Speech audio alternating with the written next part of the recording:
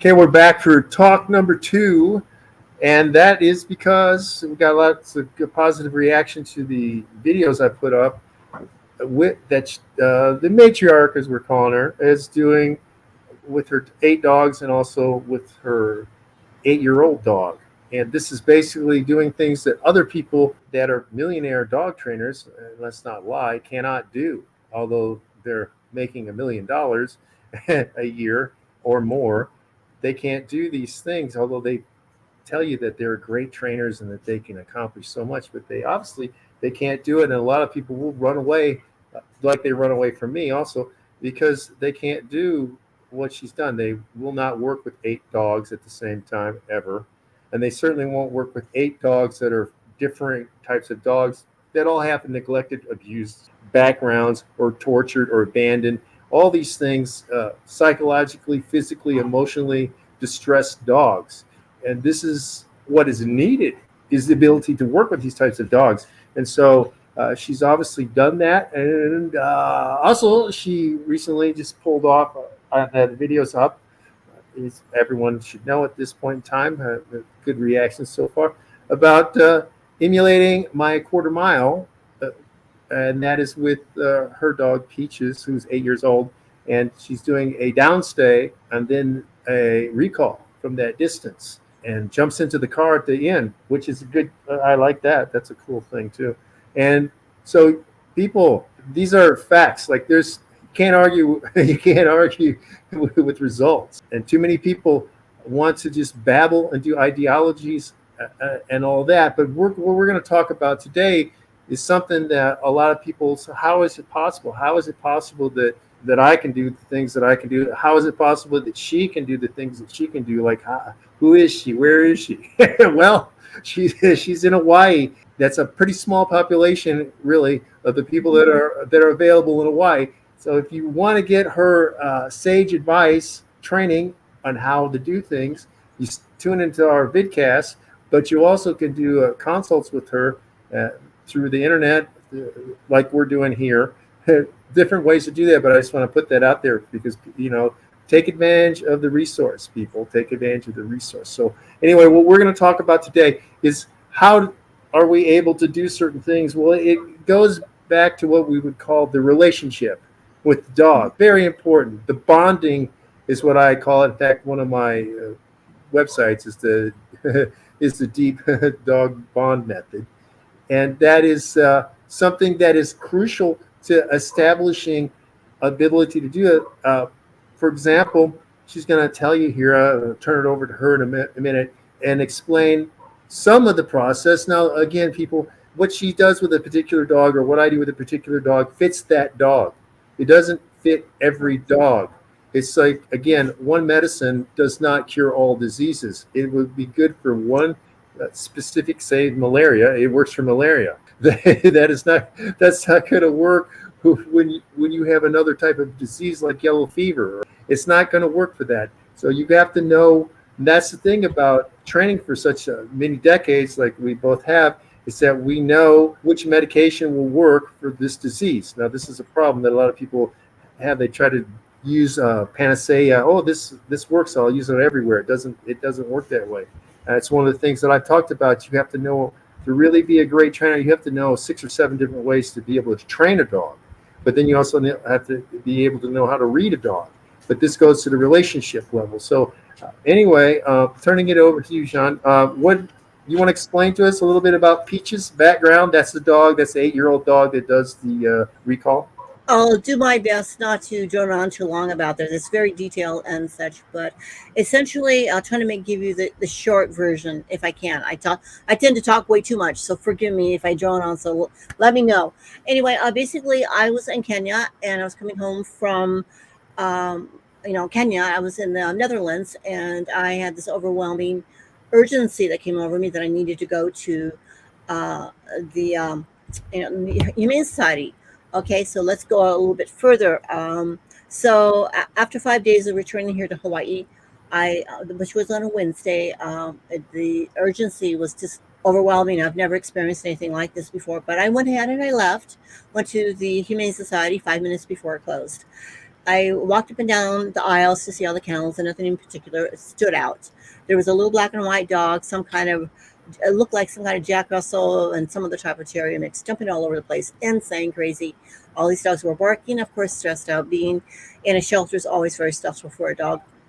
And I noticed in the back of the kennel, it appeared to be some kind of little fuzzy toy. I swear it was only about this big. Okay, looked like somebody had thrown a little stuffed toy in there, and it was white. And I saw a little bit of black on it. That time, I did not realize that this was a living dog. I noticed a little flick, and what I saw was a flick of an ear, but I wasn't sure because it was it's such a tight bundle, kind of almost like looking at a turtle from Star Trek, if you remember that. Yeah, right. Yeah. So tight. Then I spoke to this dog, and she raised that the head raised just slightly, and we made eye contact. And from there on, she actually unfurled herself and very slowly made it over to the kennel door. From that point on, we just kind of I realized at that point that was the reason I was there. I was told by the one of the employees there at the shelter, come in, pick up Peaches, and walk and carry her outside to try to get her out of the kennel, and she would always freeze up. She had incredible fear. I mean, it was beyond anything I personally have ever seen. And I've seen some pretty scared dogs in my life. She would defecate, she would urinate, shake, she would freeze. Um, it was really awful. And anyway, so I managed to get her home. She vomited several times in my car. She froze up in the parking lot, so I had to pick her up and put her in my car. This was the kind of thing I was dealing with, and it went on for about 4 months. And at one point, I was really beginning to wonder if I did the best for this dog, because I mean, she was having such a hard time trying to adjust. She would not be in the same room with me. She was hiding all the time. I pulled out all my tricks, all the tricks, all the stops. I still was having difficulty with her making eye contact with me. She wouldn't even look my way. I mean, this dog was so shut down. And I mean, it was almost as if she had just given up on living.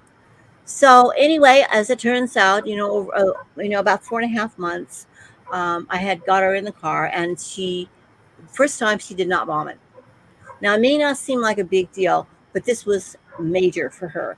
And from then on, soon afterwards, I was laying in the front room on the couch watching TV, and she approached me for the first time, and she sniffed my hand. And I'm telling you, I went to tears because it was such a major thing. And I knew from there on we were going to be okay. So over the course of the next a year, we worked together. We worked on getting trust. Very slow movements. If I moved suddenly, she was gone. She had to see everything I did. Anyway, I managed to get her in the car, and she got to a point where she was okay with sitting in the back seat, as long as she could reach up and tap me ever so often. But she had to tap me and have that physical contact. When we were out in public, if I didn't put a leash on her and she saw me holding it, she would have issues. So there was a real problem I could see with abandonment. So anyway, like as I explained in my other video, here in Hawaii where I live, we don't have the regular systems like a lot of people do. Because everything's solid rock, and we're lucky when we get electricity out here. We don't have the usual, sewer systems and stuff like a lot of people. The normal stuff, you turn on the faucet and get a drink of water. We don't have that here. We have to go to what's called water stations, or otherwise we have to buy our water from the stores. So anyway, in this particular time, I had backed up towards the spigot because I had to go and get water. Peaches was doing an awesome job. She was sitting, she was waiting. I made the mistake because I had her outside so she could go potty and stuff. And she came back to the car, and I made the mistake of closing the door. And you could see, I mean, she went from the happy tail wagging, relaxed face to total tension. Her eyes dilated, and she began shaking. And all of my previous thoughts had been confirmed at that moment. That dog had been abandoned. Somehow they may have thrown her out the car, they may have tricked her, whatever it might have been, but she had been abandoned, and it had something to do with the car. Now, I mean, she can't wait to play and go in the car and stuff, but it took a long time. I had to build trust. She had to understand what I was doing every time I moved. Uh, Eventually, I got her to eat out of my hand, and that was kind of tricky because she was afraid of an open hand. Uh, she was afraid of brooms. She was afraid of loud noises. She was really messed up. But over time, I mean, it would take forever to explain everything that this dog has been through and what we went through. One day, I knew I had it. I left. I didn't realize that she could get through my cat door. It's just about like that big. It's just very small. Somehow this dog got through the cat door. And when I got home, I thought, oh no, she didn't have her collar on or anything because she was really afraid of wearing collars. Couldn't approach her on that kind of thing. And there she was at the end of the path. My path is 100 feet from my cabin. She was just sitting there waiting for me. And Yeah, I yeah. knew that was going to be okay then. But that's basically it. And then we start after a year. I began working with her as becoming a service dog. I knew she had the ability to do it, and it took 3 years to train her as a diabetic alert dog. I hope this helps because there is so many details involved. Right. We cannot go into the minute details. Well, what is salient here, what people should pick up is that this is a long process, and Very much. the people who think that it's going to be short and sweet, it's not going to happen like that, or the people who take it, they go to the pound, the shelter, which is a malapropism because it's not a shelter. The rescues, all these places, and they get a dog and they have the dog for 2 or 3 days, and the dog barks, the dog does this 3 days. I mean, Yeah. we're talking. Oh, you need over 3 months, and this is the reality that real professionals are not telling you, or the ones who are, you're not listening to, because it's not something that can be changed. Just like somebody fitting into another culture, if say for example a normal U.S. person, they cannot make it as an expat. They cannot make it. I lived these, the conditions you're talking about. I lived in harder conditions than that. I mean, I lived in the jungle for 17 years. So these sorts of things, they don't faze me. But most people, 98% can't take it. They couldn't do it. So these are the things. The same thing with the dogs. It's a relationship. Take time because you got to build up solid loyalty and Yes. trust. And you cannot betray that at any point in time. I'm Because glad you brought that up as my own feelings. This is one of the reasons why I refuse to let any of my dogs go. It took such a long time. I mean, they have been betrayed for so long and so many times by humans, and they finally find that one human that they eventually learn to trust. And you've got to work very hard as a human being to deserve that trust. I mean, there's so much I have to go through, and I'm sure you probably have gone through this too. Working with dogs that have issues. It takes a long, long time. I sleep with my dogs. yeah, They're in my room with my dogs. I'm with them my free moment of the day. They know me. They know what I do. They know how I respond to things, just like I know them. As a matter of fact, I was just speaking to my friend Gail uh, when I made my other video recently. We were kind of joking around, and I told her that I know every hair on my dog's bodies. That's how well I know my dogs. Kind of laughed about it, but if you think about it, I do. I know every hair on my dog's bodies. I know every little bump or whatever it might be. I know every blink of the eye means, you know. But that doesn't just magically happen. You have to be there, and these dogs have to be able to understand that you're really there for them. And when I'm training them and I'm working with them, I let them know I believe in them. Nobody else believed in them. It's like bark or it's bark, bark, bark, bark. Do this, do that, do that. But that's not how I train. I have deep connected relationships with every single one of my dogs. That is why I'm able to get them to do the stuff I do. yep, that's exactly right now.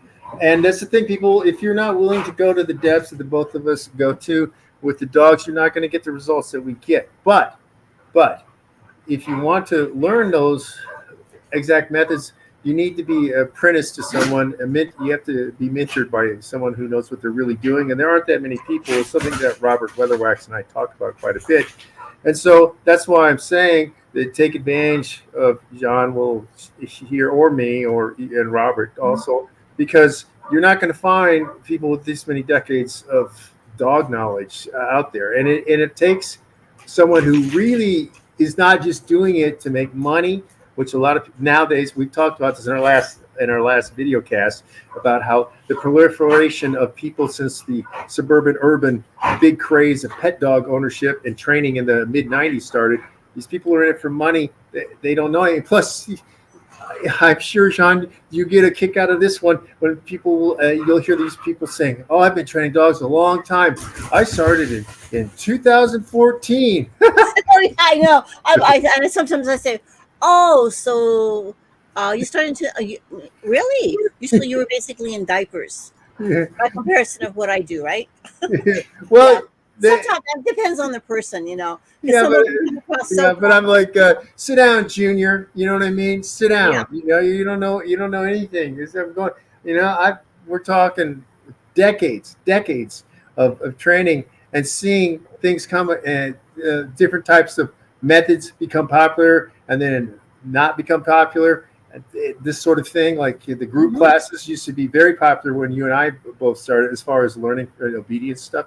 And those are not; they don't even really exist Don't anymore. bother with it anymore. Hmm. Yeah, there are a few. There are a few here and there. There are a few people who left that still do that, but very few.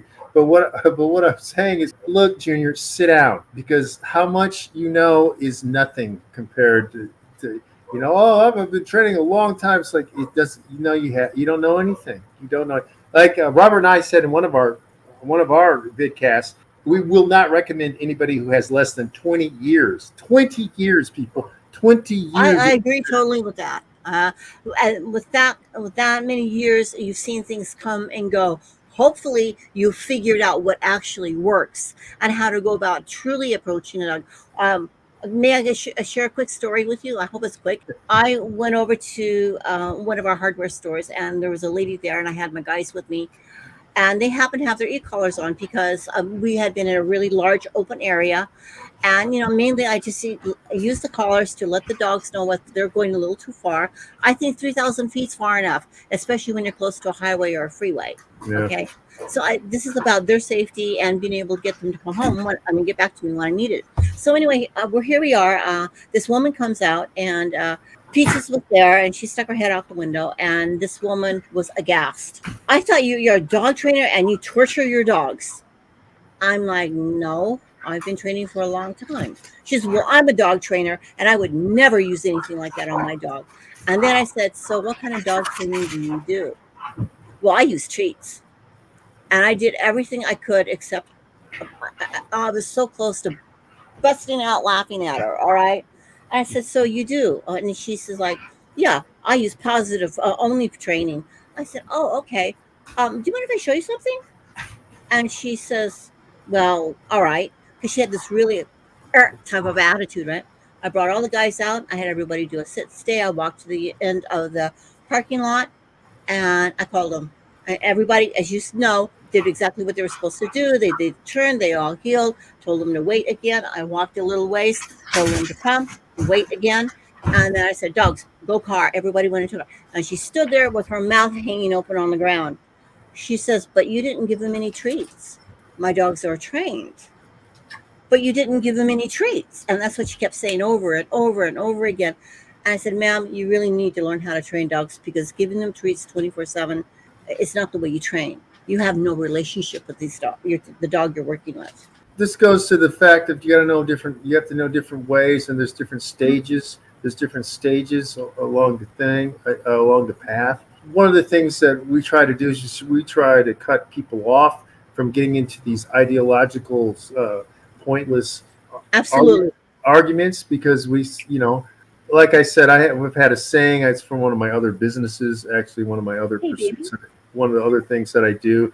And I've said it since the mid '90s, and it's true in that, it's true in this, and it's like others talk, we do.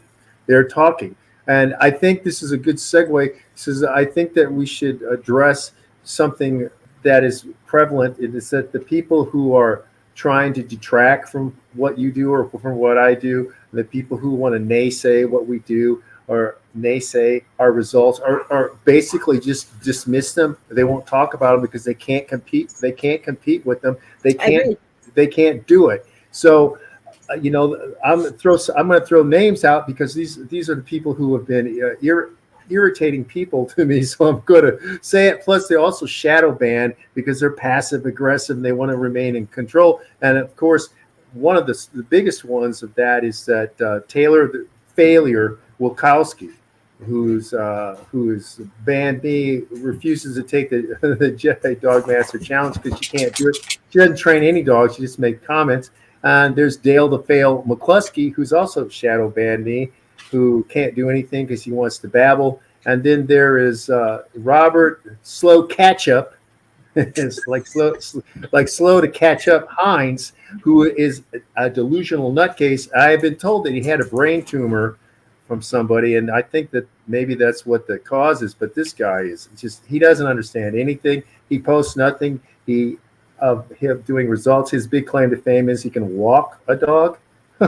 He can't do anything. I say, but there are more people than that. Of course, Victoria Stillwell, because she'd rather kill a dog than find a way to solve the problem, cure the problem. And of course, she doesn't have. I'm sorry for interrupting. She doesn't even know where to begin to help a dog. Yeah, she's read some things, and she says that this is the scientific way of doing things.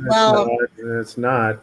But it's not. She doesn't know anything. That's She's one of the dog walker. That's one of the things that Zak the Hack George is doing too. There's a consensus. There is no consensus, and veterinarians don't train dogs. So the thing is that the veterinarians are not the people who train dogs. It's like saying, watch the American Medical Association. How many Olympic athletes have they trained? Zero.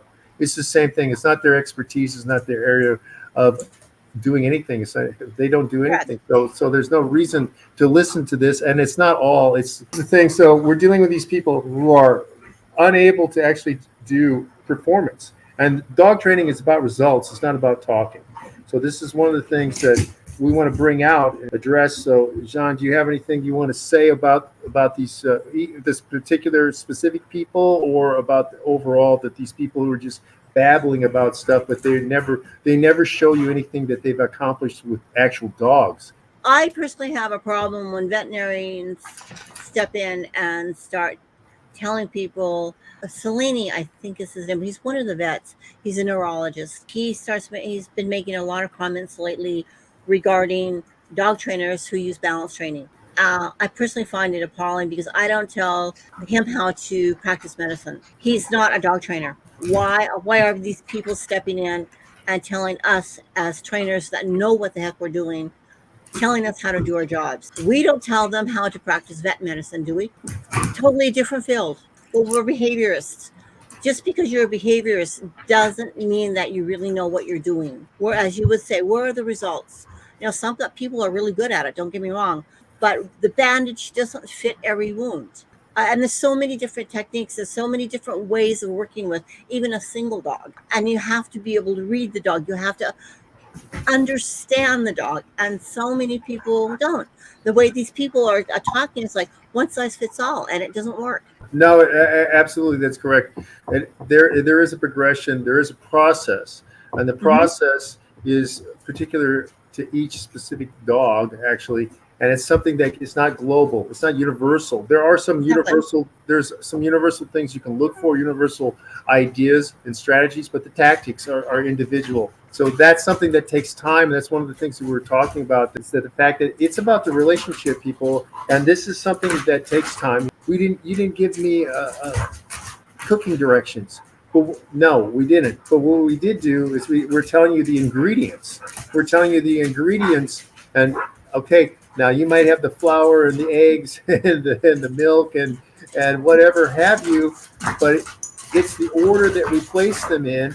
It is how long that we do them that can create. That's why the master chef is, right? Because they know how to put the ingredients together, how to mix them. That's very important, because if you overdo the salt or something, you're going to ruin it. If you overdo the flour, you're going to ruin it. If you don't allow it to sit for an amount of time, you might ruin it. And if you have the wrong temperature, which I can use the temperature is in what sort of the tempo stress that you give the dog, because each dog needs a different level of activity, movement, as we say tactically, the tempo.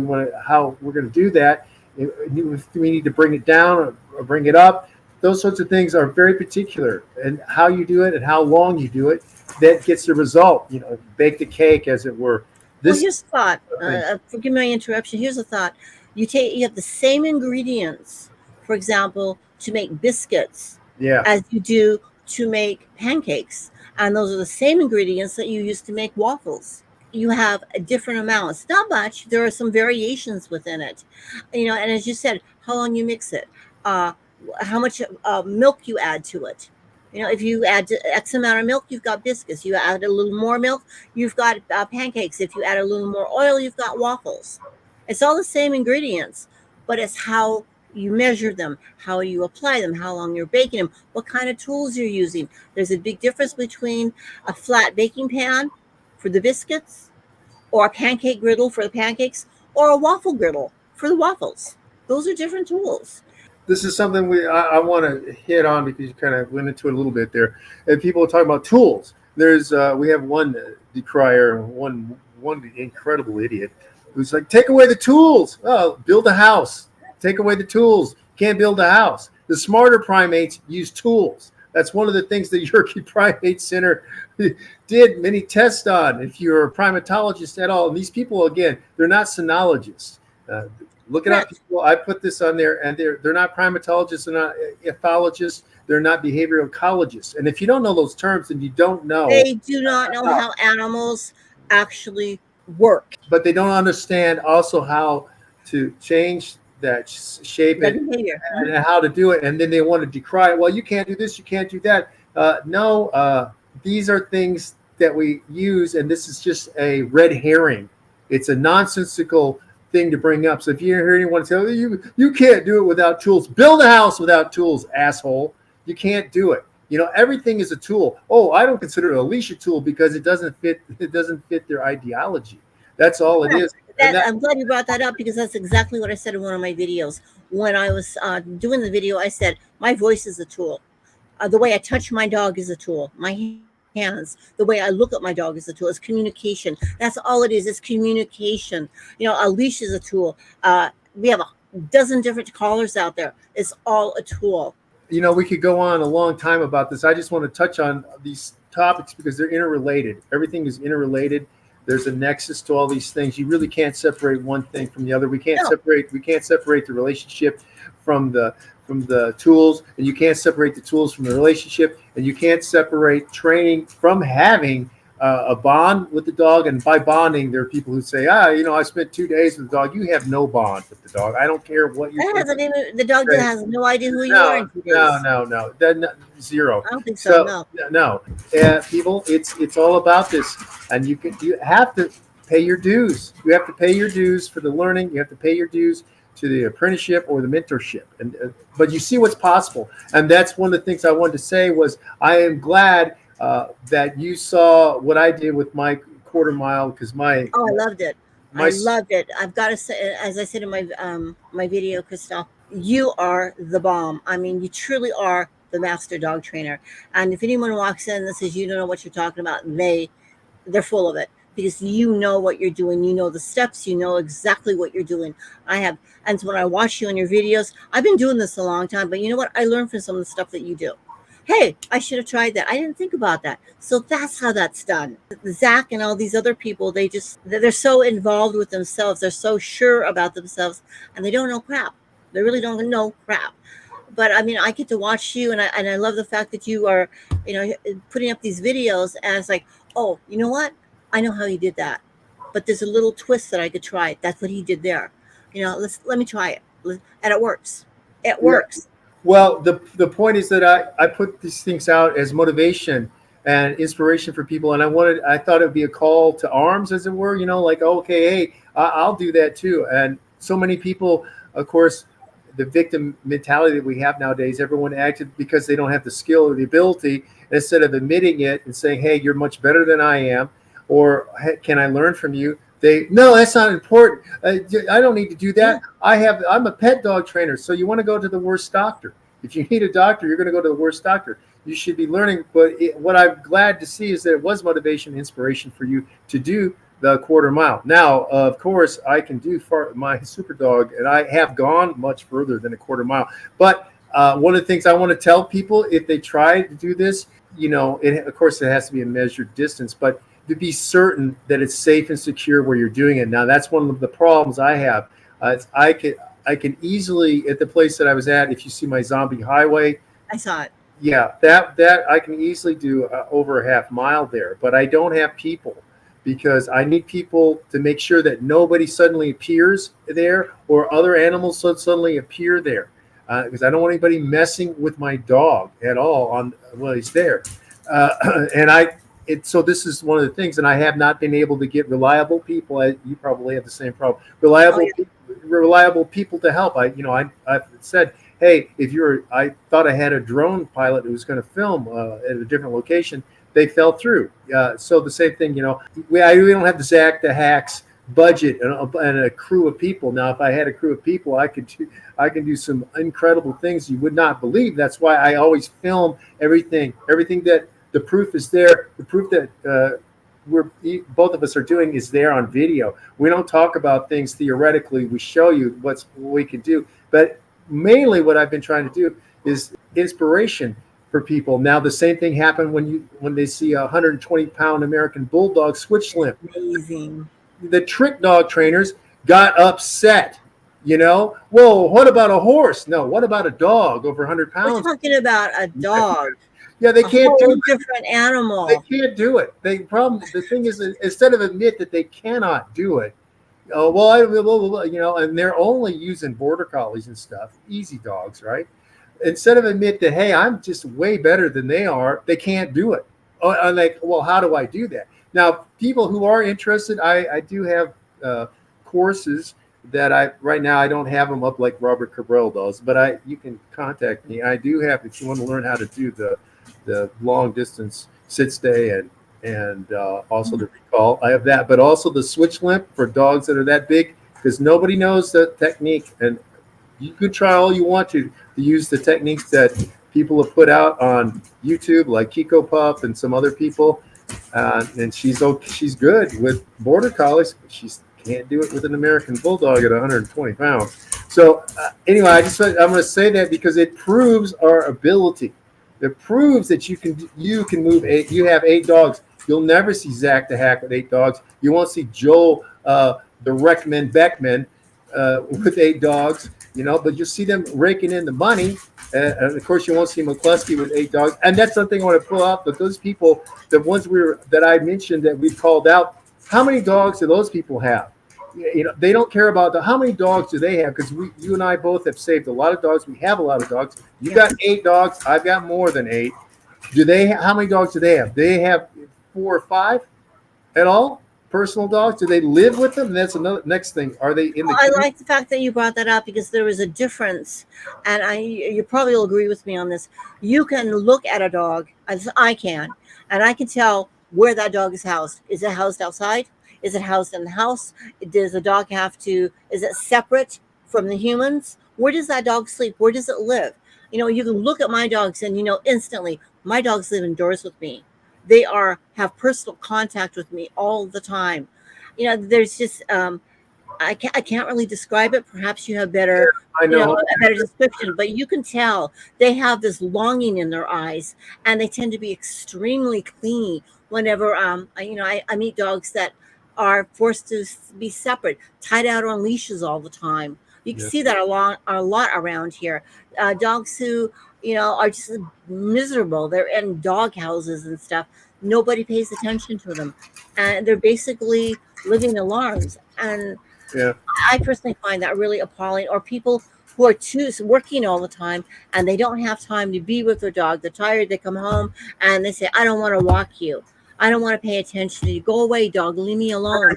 Furniture. They want Furniture, Yeah. and they want decorations for their little purses, Yeah. and that is a real big pet peeve with me. I can always tell when I meet a client how their dogs are. What is the relationship, or is there a relationship?